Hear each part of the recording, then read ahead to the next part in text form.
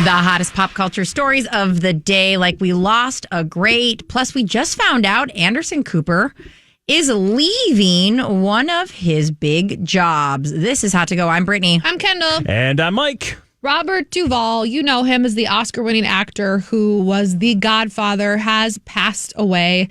His wife wrote on Facebook today that he'd passed away peacefully at home, surrounded by love and comfort. He was 95 years old. I think a lot of people, other than, of course, the Godfather, people know him from To Kill a Mockingbird. This is going to sound ridiculous, but I loved him for his Christmas movie, The Four Christmases. Did you guys ever see that? Oh, of course. I mean, that. Solid. He's so funny in that, too. And that I think that's one that's a little bit more recent that people might have seen him into. This is not something that was, unexpected or he was dealing with anything specific, but definitely worth mentioning because he was one of the legends, one of the greats that's been around forever and ever and ever. But yeah, passed away at 95 years old. Yeah, he's been in so many big things. I mean, The Godfather is definitely one of his bigger roles for sure. Yeah. Brittany, I was happy that you were able to see one of his greatest performances here just a few weeks ago. Days of Thunder, where he played crew chief for Tom Cruise. Yes! Harry Hogg was his name, and he was fantastic. We put some of them special tires on your car, so just run it real hot. No one have to worry about anything. And he's like, special tires? Nah, we don't have any special tires. We just told you that. They always get in these weird fake fights. That's right. I was looking at him. I was like, why do I just see something he was in? Because I'm like, my family watches The Godfather a lot. Yep. And he plays, the guy he plays in The Godfather is the last name is Hagen, I want to say. It is. Yep. You're right. And we always thought, I'm like, that's obviously my relative. And we had a weird obsession with The Godfather with my dad. But Robert Duvall in Days of Thunder, the thought I kept having is he going to have sex with that car? Because the way he does it, I got to touch it. You feel like, don't leave him alone with that car. He's in a tough place right now. He's coming off this injury. You're going to have to be nice to him. You're going to... Hey, guy. It's so good. He was awesome. He was awesome. I know he is survived by his wife, who's the one who put out the story the statement that he has passed. 95. Huge career. Okay, we just got this news. Mike always keeps an eye on people dropping stories because this is where they drop them, is at this time to kind of try to get away with things. Anderson Cooper is departing from 60 Minutes as a correspondent. So we know the CNN anchor, who's been a correspondent at CBS News magazine for nearly 2 decades, opted not to renew his contract with 60 Minutes. That's what sources say. Cooper's final segment for the show, an interview with a documentary filmmaker, Ken Burns, aired last Sunday. Okay, so that's interesting. So this was his choice not to extend his contract or renegotiate a new contract with CBS. And again, Correct, we're just getting it. This media newsletter said that he quoted Cooper saying, "Being a correspondent at 60 Minutes has been one of the greatest honors of my career. I got to tell amazing stories for nearly 20 years. I've been able to balance my jobs at CNN and CBS, but I have little kids now, and I want to spend as much time with them as possible while they still want to spend time with me." What? Kendall and I both look at the same time. Mm-hmm. Go ahead, Kendall. Oh, yeah? We're going to... That's the take that we're going with, that we want to leave our job at 60 Minutes to stay on at CNN. No. There's new ownership at CBS. We've talked about it so much. Barry Weiss, the editor-in-chief there at CBS News, has been firing and letting go of everybody. She's been pulling stories in a way that has never been done on something like 60 Minutes. Like the editorial oversight. Gayle King, for crying out loud, the face of CBS Mornings, was like, things are a little different. They're a little spicy. I'm not going to pretend they're not. I don't think this was his choice, and I think if it was because he's like, I'm not working for you anymore. I was going to say, is there a big part of you that goes, maybe he just was like, this is not the way I will make news? I'm not going to be dictated to. That's not how my journalistic ethics will allow me to do this job. I could see that. An even wider scale here, we have CNN, which of course is Warner Brothers Discovery. It's in that Discovery bubble. They're right now, again, trying to figure out their deal to Netflix, at least part of the studio, not the TV side of things. But then Paramount wants to buy all of it. So Paramount, aka CBS News, they want to come in and just swoop up all of it, including what would be CNN. So there's a chance if that hostile takeover ends up happening that he could end up working back for CNN or for CBS after this is all said and done. But there's a lot of other moving parts more than just hanging out with your little kids is what Kendall and I are both feeling on this announcement. Dang-a-lang. It's wild. And it's not like he picks up the stories he wants to. Yep. You know, Anderson Cooper has been there long enough. He's got the name. He's got the credentials. And if he don't want to do the story, he doesn't have to. So this is just crap. It's an excuse. A very gracious excuse. It's like, hey, we'll see how things shake out. I might be back. And he did sign his extension with CNN late last year. So there are rumors he was actually going to be done with both CNN, maybe first, sticking around with CBS. We heard late last year that he did extend with CNN and now ultimately not extending with CBS. So there you go. Yeah, it's hard to imagine him letting go of that job. Yeah. All right. All right. Well, we'll keep you up to date on all breaking news, but let's talk about something that happened a couple days ago. Kendall Jenner. Now, we talked a lot about her exes because we don't know which ones are real, which ones are fake, which ones are publicationships. But we got to put them all in the same bucket then because one ex talked about another ex in a way that felt so petty and so beautiful. Kendall Jenner's ex, Devin Booker. He was asked about Bad Bunny. He said, somebody asked him, what did you think of the Bad Bunny halftime show? He said, I'm Mexican. I didn't watch it, to be completely honest. To which everyone said, that is a level of petty. That is almost impressive. He could have said like, oh, it was good. Great. Loved it. Anything. Instead, he said, even though I am somebody who plays in professional sports and obviously was probably watching the Super Bowl, I didn't watch it. Okay, doll. And to lean in, I'm Mexican. I didn't watch it to be completely you know. The reporter did, it sounds like, for the question was, for the fans of Puerto Rico, how did it feel to be a part of that? Oh, okay. And that that's makes when he so much more with, sense. I'm Mexican. I didn't watch it. I read this on the highlights. Devin Booker had an interesting response on Bad Bunny's halftime show. So yeah, the version I got definitely left that first part out because I was like, wow, he really was like, even somebody who's from Mexico, like who could obviously hinting at I could speak Spanish and still didn't watch it. Yeah. Okay. That is the epitome of like the reporter trying to be cool and being like, I didn't fully do my homework. You're not Puerto Rican. Okay, understood. It makes it feel less shady because it's about the exes, the like, I'm Mexican, but I didn't watch it. You know what I mean? Like, 'cause he's more just addressing the reporter, saying that he's Puerto Rican and going, I'm not, But Devin Booker can't help himself, Kenny, when it comes to just anything with Kendall Jenner and Kendall Jenner's supposed ex of Bad Bunny. Yeah. And we recently had them, Devin Booker and Kendall Jenner, kind of flirting online. There was a comment back and forth to which Jenner asked Devin Brooks, how's the ankle? After they'd kind of said a little bit of a catty thing back and forth. And he said, come rub it. So there's like a little bit of stuff back in there. But I mean, the point is, it's like, I feel like bad for Kendall because at this point, all roads lead back to one of her exes. And I don't know how many stories we just keep getting where like, Kendall had to be with this ex and this ex. And it's like, that's what happens when you have 45 publicationships. Yes. 1,000%. And again, it all comes back to not only the exes, but money, because that flirty exchange took place around her Super Bowl ad where she talks about the Kardashian curse and having this ex, Devin Booker, be able to like bet against your exes on a sports book app. Yeah. So it's all, they're all getting paid for those texts that you just saw. What does Kendall Jenner really think? You know what I mean? No, Nobody knows. I don't know if she knows. Yeah, she's more just like, I just want to sit in my house, ride my horses, and like take some photos sometimes. I don't really care who you pair me up with. She's like, I'm not like other girls. I like horses. We're like, that's like every girl.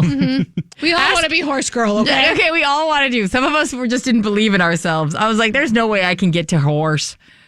No, we got almost there. We got, and that one I still got time too. Speaking of, guys, hold the phones. They ran out of condoms in the Olympic Village after just 3 days. Bad planning. And they said, guys, there were over 300,000 condoms for 10,000 athletes. What do you want from us? But they also stapled them in packs of 10. Hey, guys, we want you to be protected. I think this is so funny. I'm just like after 3 days, we have run out of condoms in the Olympic Village. I don't know. It's cold here. It's the Winter Olympics. Got to stay warm somehow. What is the vibe? I also love the official statement. We can confirm the condom supplies in the Olympic villages were temporarily depleted due to higher than anticipated demand. And keep in mind, I would think that most of the athletes we know by name are the type that I would think just because they have to give all time and energy, they're not going to partake in this until their events are done. This is just me kind of guessing. But there's so many people that are never going to medal, that are experiencing this in a young, sexual, fun age in the most athletic group of hot people around you. It's the track and field of it all. If you were in track and field in high school, you know how this worked. I was a thrower. My events got done literally an hour after the thing started. So for 2 hours, you're just sitting there playing cards, hanging out, flirting with people, just sitting in the tent, watching everybody else eating. That's all these people are doing for the next week. Yeah. Their event's done. I wonder if you can go home. Get freaky. Would you want to, though, if you got the village to hang out at? It depends what the vibe of the village is. If it's college dorm-esque, I mean... It sounds like it. 300,000 condoms in 3 days. Yes. Condoms. Sounds like it might be. Yes. Condoms. I'm just if the saying. vibe is condoms. Probably not where I want to be. I mean, I don't want to be an anti-condoms either. I just mean... plural condoms. She likes safe sex, okay? Who doesn't? By the way, cool kind of sex. This article also responds to the fact that the no condoms in a week follows up a week after the games followed an absence of plush toys of the official mascots, which feels like a weird segue. Hey guys, correlation is not causation, and I have to lean into that because what? I know. These things should not be related. I don't think they need to be addressed together. It's like when you find out the number of popsicles sold are the same amount of shark attacks. It's not. There's no causation here. I'll tell you what. What? A lot of athletic, hot people with a lot of pressure. I don't know. See it. You mean the plushie thing? No, the condoms. Yeah, we all agree with the condom thing. But I was a little nervous. You're like, hey, guys. And we're open-minded here on the BK show. We are. We support your plushie. I once accidentally was at a hotel with a plushie convention. Oh. It was one of those things where I went to, my brother had a friend who was an actor and he was there for a different convention. So we went to go meet him. And at that same time, they were having a plushie convention to which I had go-go. And I was like, you want to take pictures with people and stuffy animals? I should see if I have that photo. Got weird. It was weird. It was really, they were cute, but I mean, I knew that they eventually wouldn't be as cute. Well, we were talking a lot about this for the last couple of weeks, and now Cardi B kind of has made it official. Her and Stefan Diggs are done. Done. If you believe what she said on stage during her most recent performance, this was last night in Los Angeles. She said, and this was right before she was about to perform her diss track. She's got a diss track versus Bia, the rapper Bia, and it's because of things she said about Stefan Diggs. And her quote was, let me tell you something. Just because I ain't bleeping with my baby daddy doesn't mean you don't get to talk about my baby daddy. B, this is for you, B. Dang. So she's basically saying, yeah, I'm not with Stefan Diggs anymore. But just because I'm not doesn't mean you can talk about him. That's why I've got this diss track for you. Keep his name out your mouth. This feels like we knew that they were done when that reporter asked her at the NFL, anything. I can't remember if it was right before the Super Bowl, but it was at the Super Bowl events. It was got any words of encouragement for Stefan Diggs? And she went, good luck. And walked away so quick. It was the most dismissive, you've lost me move. I mean, chef's kiss. Now, this is in response, I guess, because Bia actually took to social media earlier in the day and said, quote, Can you name someone with more baby mamas than receiving yards? I can, and I know that. Let me tell you. Was she wrong? You know what I mean? That's the ones that hurt the most, when they're not wrong, when they're accurate. Those are the ones that hurt the most. It's a little too close to home. Well, I mean, it is home, and it's where Stefan Diggs has to stay, is in like Loser Alley. I do have to mention that during this concert, there was a hilarious moment. Now, we've had a lot of our pop singer galleys have been falling quite a bit, and Cardi B also had a folly incident. Cardi B was grinding on a chair, doing some sort of elaborate dance where she leaned back a little bit too much and fell out of the chair. Now, it's fine. Actually, she recovered well. She acted like it was like a sexy time move kind of vibe. And the dancers were like running to her and she was like, nah. We're good. When she stood up, she goes, that was the government. She blamed her fall on the government in a way that had me laughing. It was giving... Oh, my button bar. To decide.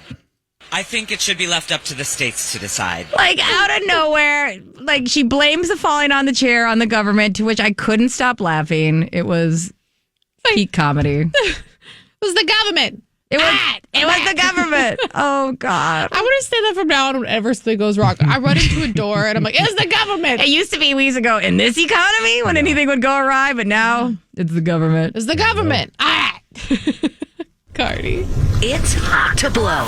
At this time, we head on over to Mike Ganger, our producer and blind item expert. What secret on the internet might be the next to blow? Well, talking about baby mamas, talking about having a lot, maybe we are not going to veer too far away when we talk about a certain A-list singer who we're going to see a lot on our televisions with the upcoming season of The Voice. This is The Voice!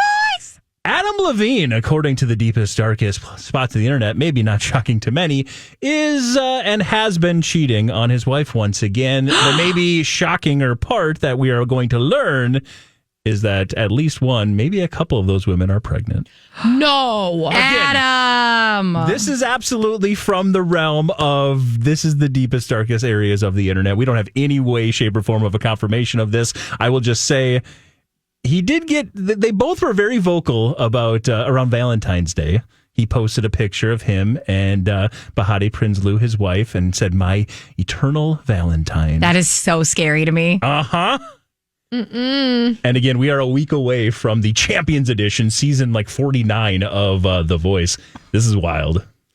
I know that there has to be something really problematic about Adam Levine because I literally want him so bad. Honestly, he hits the Venn diagram, though. We're like, I know. I want him and you want him. So, that means the majority of America wants him. Right? This is like our sweet spot. Adam, Mike's not in. It isn't the trifecta. It hasn't all three of us. No. I don't want him. We thought Rob from The Trader would get, but Kendall, we missed out on Kendall on that one. We do at some point have to find what is our universal guy. There will be one. There'll be one for sure. But yeah, no, Adam Levine, I mean, I remember too. I mean, he was, when she was pregnant, when his wife was pregnant, and somebody came out of the woodwork saying, hey, yeah, he's been flirting with me. And then receipts, proof, timelines, everything came out. And it was like, yeah, Adam Levine definitely was talking to another girl. And then it all just kind of disappeared because she forgave him and blah-de-blah. Well, he disappeared. He did. Yeah. Like, he was a main figure on The Voice. And it really, I mean, his career never really took a nosedive per se. But when, you have those two things going for you, and then you're just gone from all of it. I mean, his PR people were like, you need to just be quiet for 2 years and make sure your wife stays with you because this is so bad. Because if you're watching, you're like, who is his wife? She was a Victoria's Secret supermodel angel. So she was super well known when they started dating. Like, this was when the Victoria's Secret fashion show was huge. And Maroon 5 was performing during it because of her, or he'd be sitting watching and they'd go the close-up of him cheering on his girl. It was like, this is how you make most beautiful people. This is how you put them together and they make baby, and it's so sweet, isn't it? Yeah, and then he's like you said, singing. We can all remember when he was singing on the runway and she was walking down it and he gives her a kiss and it's so hot. So hot. And yeah, that was problematic when all that came out. She was at the top. Now, she's not somebody who is in the spotlight anymore. I don't know what she does anymore. She was in when they just reamped the Victoria's Secret fashion show. She did walk, but like it was more of a like, oh yeah, of course it's Bahati. So if you like Victoria's Secret, you would know who she is. But to your point, Brittany, it's very Giselle Bundchen. She was like, I want to raise my family and focus on our kids. Yeah, and that's great. I will say this, it's less problematic for him than if it comes out and he's cheating because he's not somebody who has this huge fan base, which doesn't make it right or anything. Right. It's just... They're not going to attack. Yeah, like you said, Kendall, he went bye-bye for a while. Then Maroon 5 got back together. They dropped a new album like a year ago, and then they actually did a tour that, by all accounts, nobody really liked the album, and I don't think many people went to the shows. I think we talked about that. You could get a pretty good ticket for that particular show very, My very cheap. sister went. She said, she was like, it was great. They did all their old songs. Exactly. Their new album was awful. My wife, Sarah, is a huge Maroon 5 fan of back in the day. Yeah. We listened to that new album. We tried to listen to that new album. It was not good. Yeah, like not only do it's so funny because I'm sorry Mike's not hitting this, but not only do I adore him, my mom, my sister, my cousin Manda, and my cousin Manda's mom, so much so, we went to Vegas to watch Maroon 5 one year. So did my wife. Yeah, really? Same show, yeah. That's amazing. I mean, not the same show, but Park MGM. That's totally. They're one of the people that opened up that venue. Was that album Songs About Sarah? Songs about... It's songs about somebody. Okay. A name. And for some reason, like maybe it's just because it's your wife's name. But like... Anywho, Songs About Jane was from... Songs About Jane. 2002. Yep. Yeah. That was like the one where everybody went, oh my God, she will be loved. Like, we all fell madly in love with this man. She will. So, again, this is not, please don't run and take this one to the bank and say, okay, this is happening, and then, boycott watching the next episode of The Voice. I'm just saying that this is what the deepest, darkest spots of the internet are talking about, so we will wait to find out. And honestly... Where there's smoke, there's fire with him. Yeah, always. Like that, it's not surprising to me that this is coming out and he's also going on The Voice. Yeah. Like the timing is... Yeah. It's also like, again, it sucks that you're somebody who you go, this could be a lie, but you're somebody where we go, that clocks. It checks out, yeah. It's Hot Mess. Brooks Nader.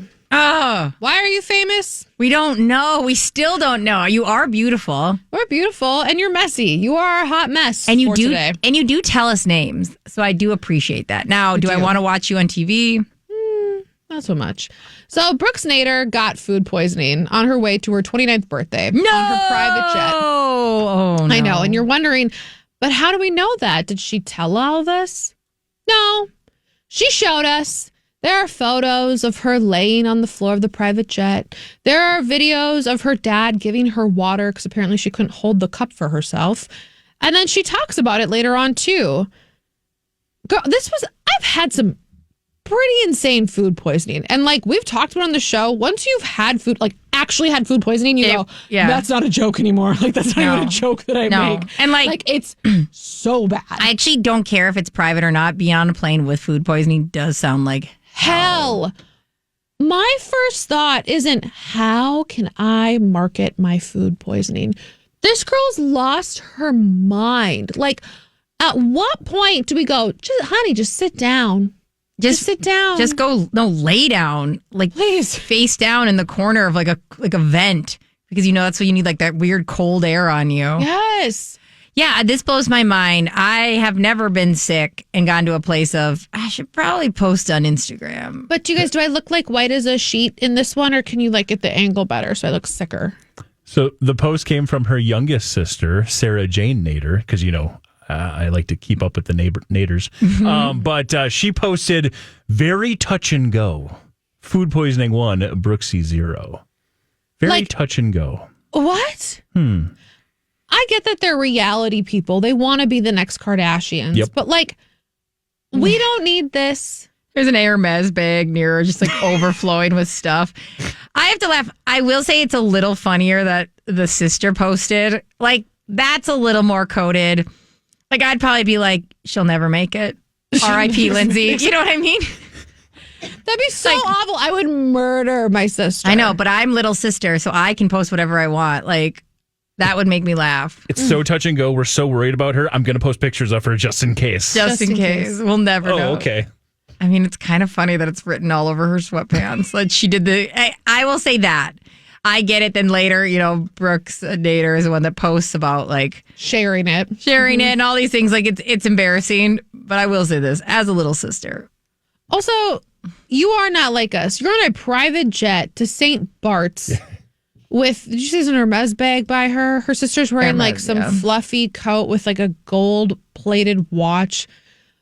We're not the same, okay? The best part is she posts a thirst trap later and is like, made it out alive. And you're like, yeah, you're like 5 pounds skinnier. Fully recovered. I lost, that last 5 pounds I've been working on, done. Call me when you get food poisoning and coach, okay? Not on a private jet, Brooks Nader. My God, I used to get so sick just flying in general. Oh. And it was just like a very short time right after I had go-go. It was just like I couldn't get any. It was always like, all right, well, I'm going to go throw up in the little bathroom for like 20 minutes.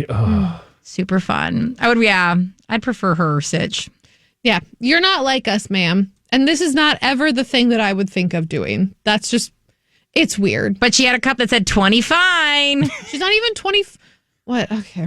It said 20 fine? Yes. 20 fine. But it's like 29 because she turned 29. I get it. You thought it was 5? I for a second was like, I could see how that 25. Kendall, you're so dumb. It's 29. Oh my God. But she's 20 fine. Oh, I'm so glad you liked hanging out with us for 30 minutes. Do you think she made the right move and made the most out of her sickness and posted it all over her social? Please tell us in the comments here on the old YouTube for Hot to Go.